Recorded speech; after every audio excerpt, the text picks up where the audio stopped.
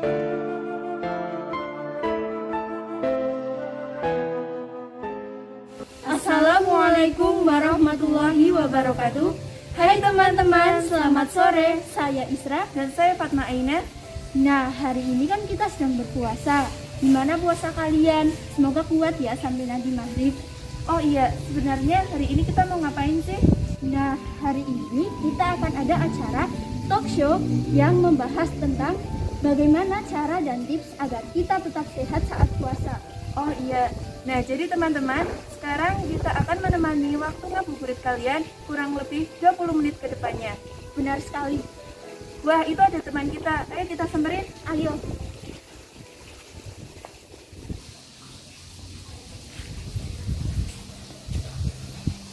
Dimas, kamu kenapa kok kelihatan lemas begitu? Iya nih, hari pertama puasa aja udah lemes. Kamu tadi lupa sahur ya? Iya nih, tadi pagi lupa. Nah, aku punya solusinya. Coba kita tanyakan kepada guru kita, bagaimana sih cara dan tips agar kita tetap sehat saat puasa? Ayo. Assalamualaikum. Waalaikumsalam. Maaf Pak, boleh bergabung? Oh boleh, silakan duduk. Terima kasih, Pak.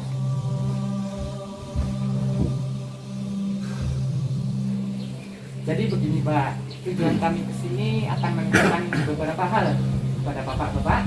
Yang pertama adalah gimana sih cara menghadapi di tengah puasa ini agar kami tentunya sebagai pelajar akan lebih semangat dan meraih prestasi yang tinggi-tinggi.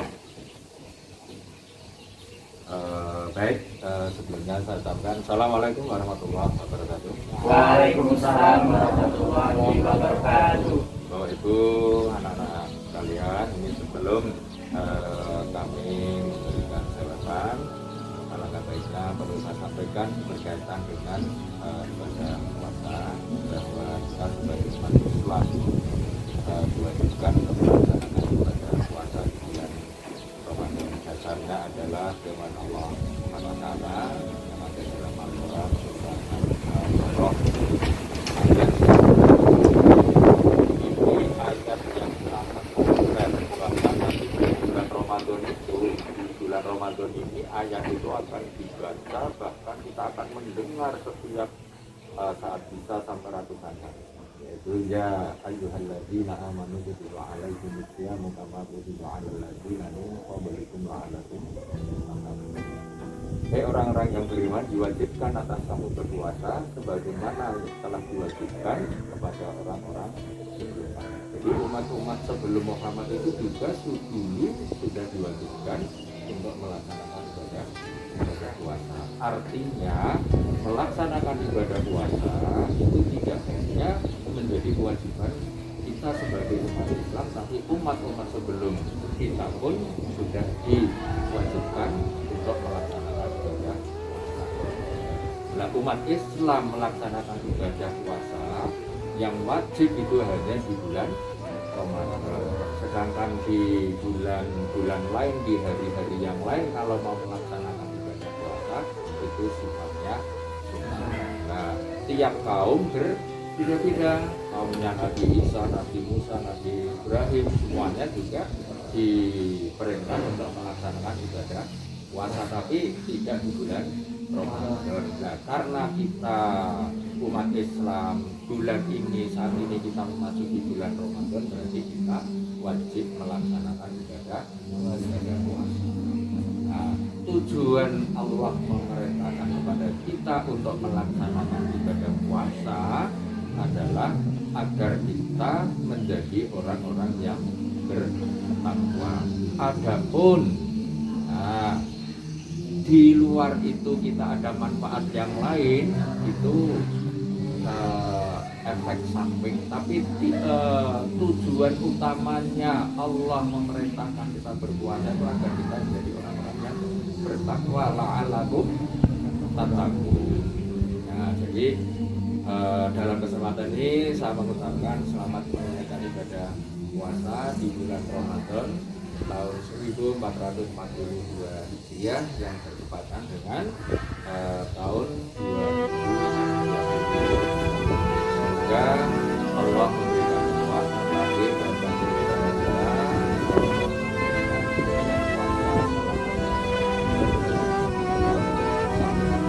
yang paling penting pada saat kita melaksanakan ibadah puasa, bila kita nawaitusnya hanya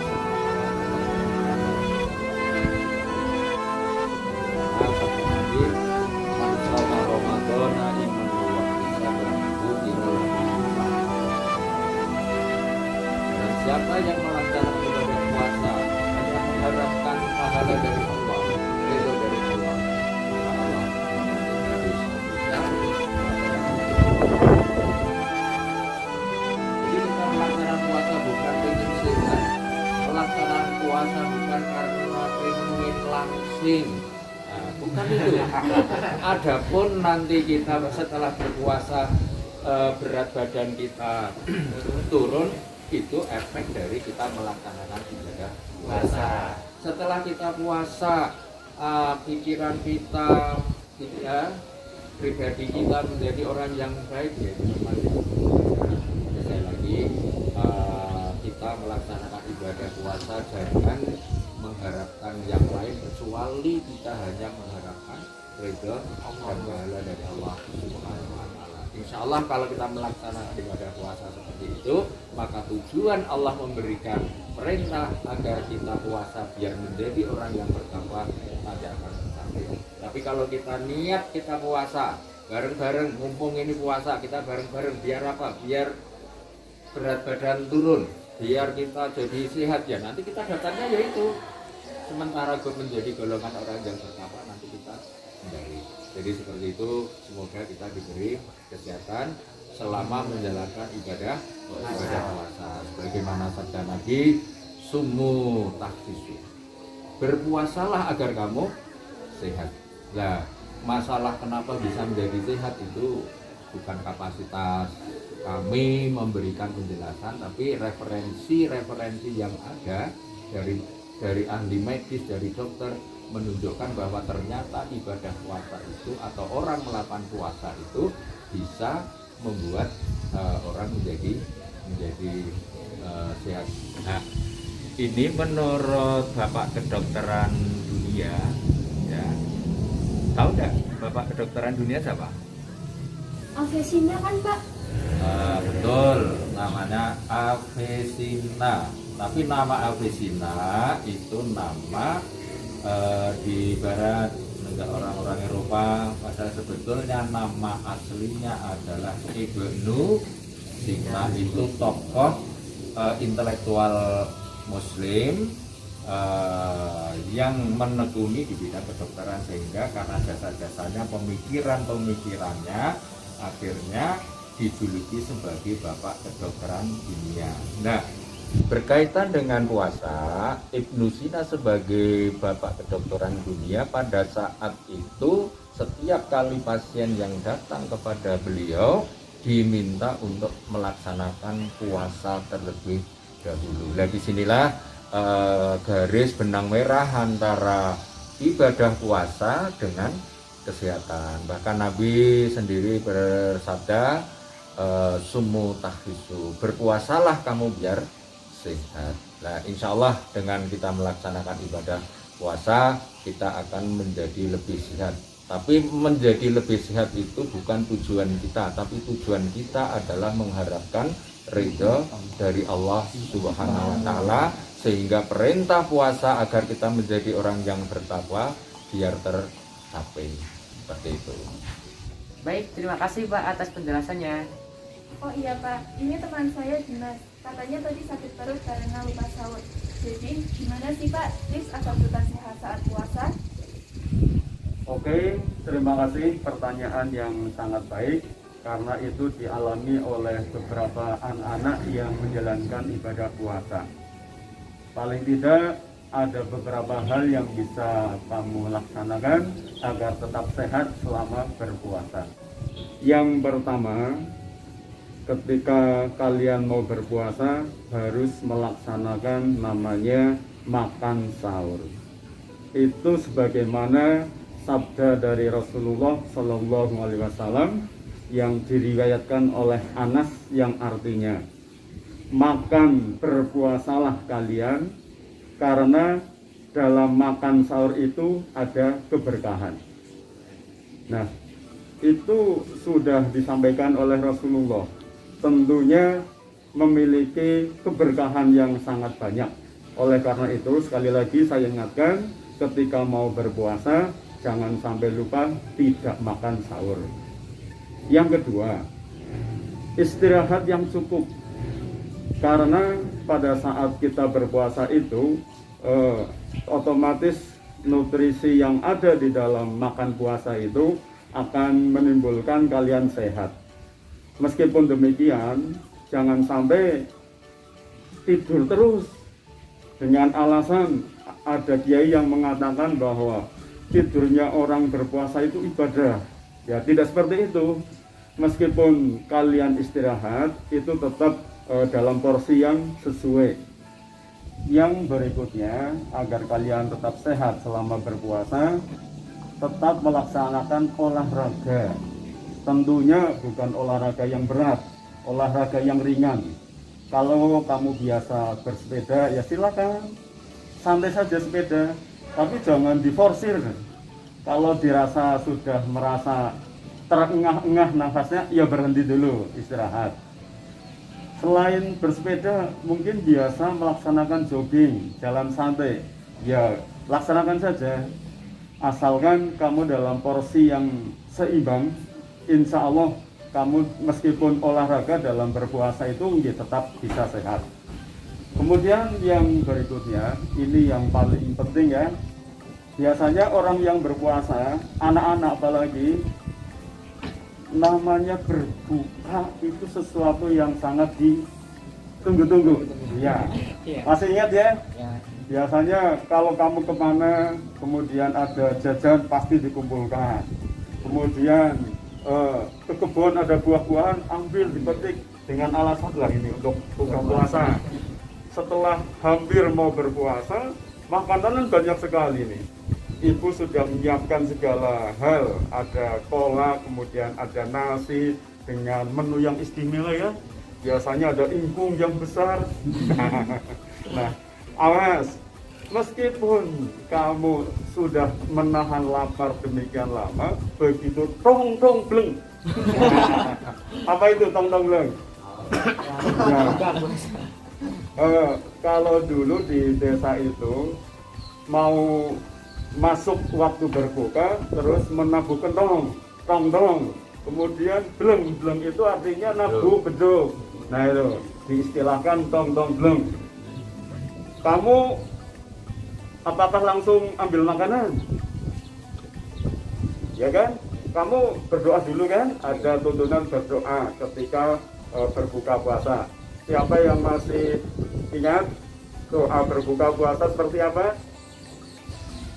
Allahumma lakasuntu wa bika amantu wa ala rizkika aftantu birahmatika ya arhamar rahimin. Oh bagus, itulah ya, jangan sampai lupa ketika mau berbuka puasa berdoa terlebih dahulu. Nah, selanjutnya baru kamu mengambil makanan ataupun mengambil minuman. Tapi ingat, jangan sampai ketika kamu berbuka puasa perutnya diisi sebanyak-banyaknya sampai dengan kekenyangan. Tidak baik itu. Nah, selain itu harus perhatikan pula makanan-makanan yang mau kamu pakai untuk berbuka puasa itu. Yang pertama, jangan terlalu banyak yang berlemak, karena itu jelas dari para dokter menganjurkan tidak usah mengonsumsi makanan berlemak yang terlalu banyak. Justru yang diperbanyak adalah makan buah-buahan dan sayur-sayuran.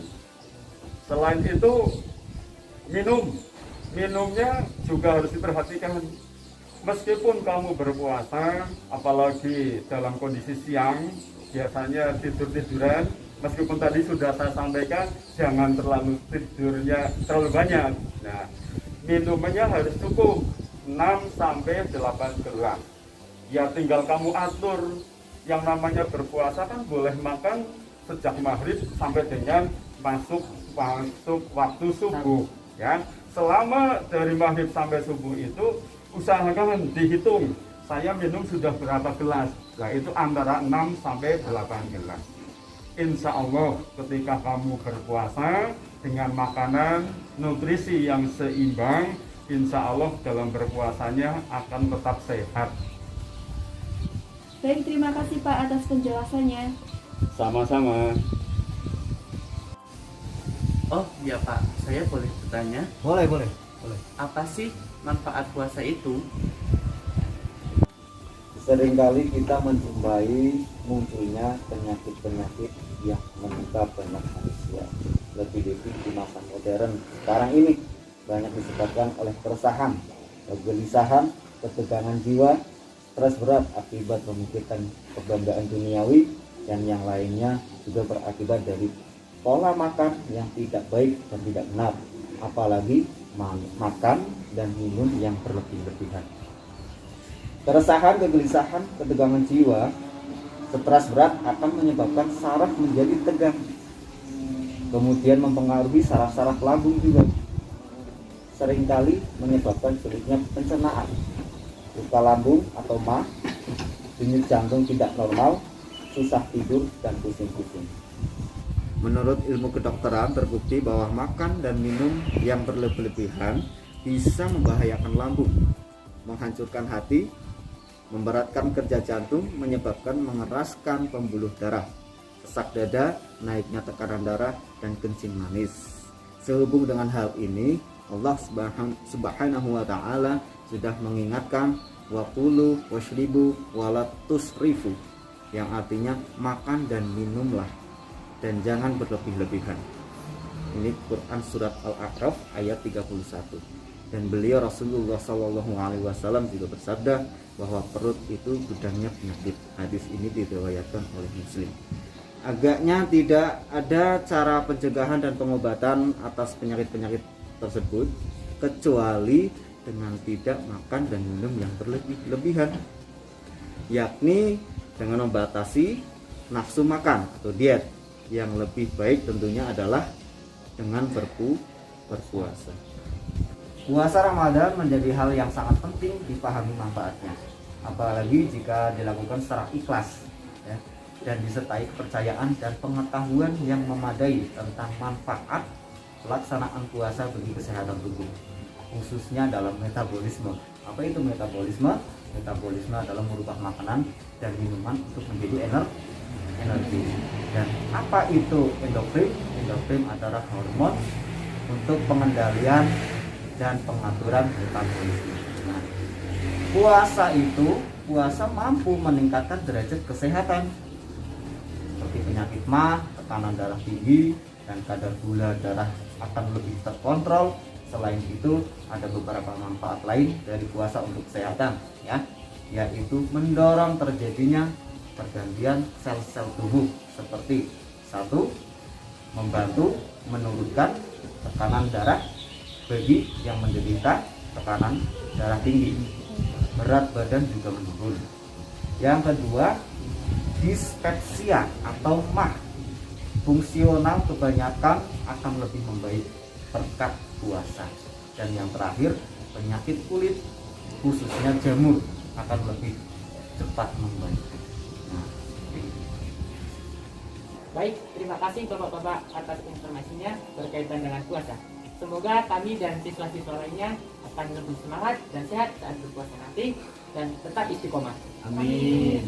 Sekali lagi terima kasih Pak. Terima kasih Pak. Jangan lupa teman-teman tetap sehat saat puasa.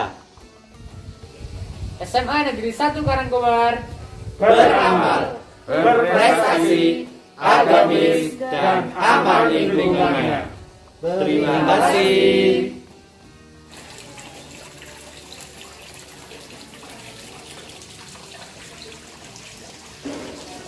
Oke, jadi teman-teman, pelajaran yang dapat diambil dari video kali ini adalah tetap sehat saat berpuasa.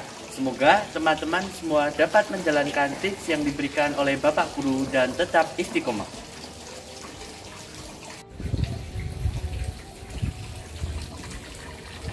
Saksikan episode selanjutnya ya. Dan jangan lupa subscribe, comment, and like. Dan jangan lupa bagikan video ini ke teman-teman yang lainnya agar mendapat pahala di bulan Ramadan ini. Amin. Wassalamualaikum warahmatullahi wabarakatuh.